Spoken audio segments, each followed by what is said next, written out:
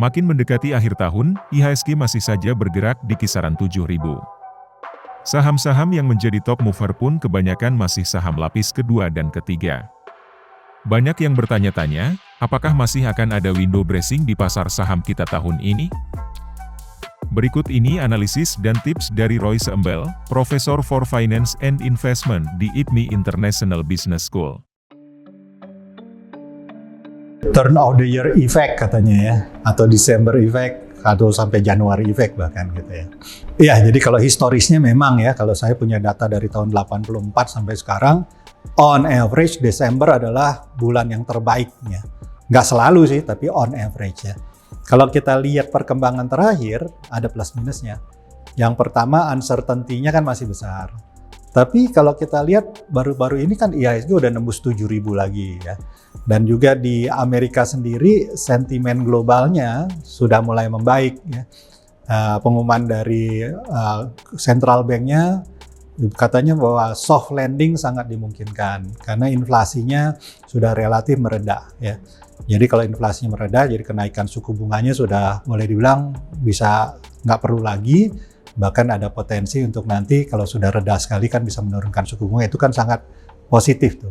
Makanya kemarin Dow Jones-nya bisa naiknya sampai 500 poin ya. Meskipun belum sampai tertingginya ya. Tahun lalu sama 2 tahun lalu sempat 36.000 sekian, ini baru 35.000 sekian. Tapi potensi naiknya tetap ada ya. Jadi ada sentimen lokalnya maupun sentimen global yang memungkinkan bulan Desember itu menjadi bulan yang baik, meskipun tidak ada yang namanya pasti ya. Karena di dalam negeri sendiri kan ada sentimen wait and see juga. Tapi kalau kita lihat misalkan di sektor pertambangan kan dalam 2 bulan terakhir kan udah turunnya banyak tuh ya. Wow, harga sahamnya udah bisa minusnya sampai double digit ya. Tapi kemudian pelan-pelan udah mulai naik lagi tuh. Nah, barangkali itu juga bisa jadi salah satu sentimen positif juga untuk recovery-nya gitu ya. Biasanya kalau udah turunnya udah banyak, kemudian dari sisi makronya udah mulai oke, bisa kembali recover ya. Dan juga sekarang lagi yang rame-ramenya kan adalah tentang isu ESG-nya, Environment, Social, dan Governance-nya. Nah, dari isu Environment, Social, Governance, itu kelihatannya perusahaan-perusahaan Indonesia sudah mulai ada awareness, udah meningkat kepada level komitmen, bahkan ada beberapa yang udah dapat skornya udah sampai levelnya rating B sama rating A gitu ya.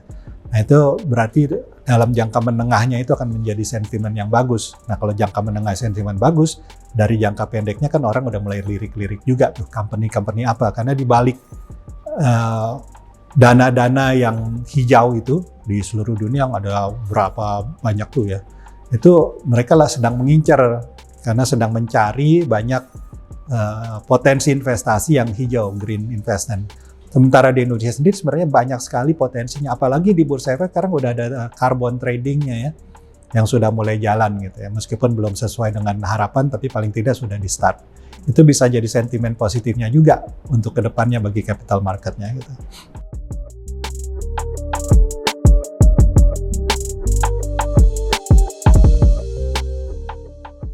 Ya, psikologinya kan gini, orang tuh biasanya cuma inget yang recent saja, yang terkini ya.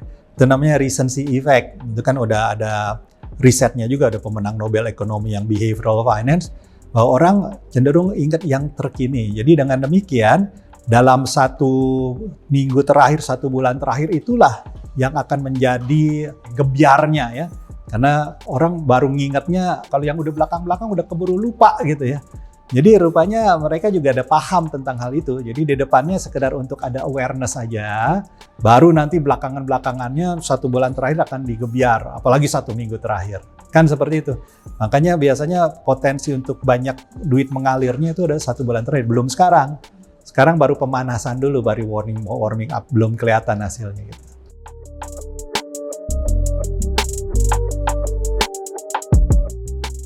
Biasanya uangnya diputar dulu di pasar saham sambil menunggu, kemudian setelah itu dijual, kemudian terjadi trading yang banyak, kemudian setelah itu disalurkan ke sektor realnya, artinya langsung ke lapangan gitu kan.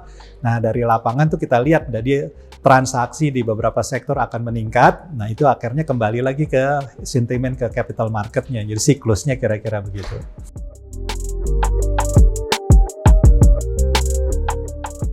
Kalau dari sekarang ya tentu biasanya mulai tambah-tambah sedikit lah investasinya, karena ada kemungkinan bulan Desember kan menjadi bulan yang baik biasanya. Turn of year effect, artinya Desember dan Januari cenderungnya. Ada yang bilang January effect, ada yang bilang turn of year effect. Ya, tapi dari riset saya memang Desember menjadi bulan yang baik, nomor 1 terbaik, kemudian Januari yang nomor 2 terbaiknya gitu ya. Biasanya, tapi tidak selalu terjadi.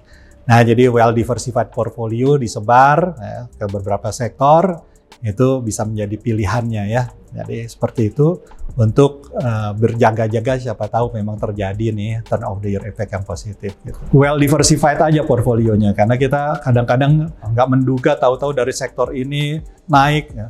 Kayak misalkan baru-baru ini di pre-openingnya ada saham yang mendadak ada jual belinya besar sekali, tapi begitu masuk ke openingnya berapa saat kemudian turun lagi. Nah kadang-kadang nggak tahu tuh ada semacam ada bikin FOMO-nya kali ya, tapi jangan sampai ikut-ikutan sama FOMO-nya ya, harus tetap rasional lah. Disiplin dengan strategi investasinya, jangan terpengaruh oleh hal-hal sesaat yang bikin sesat.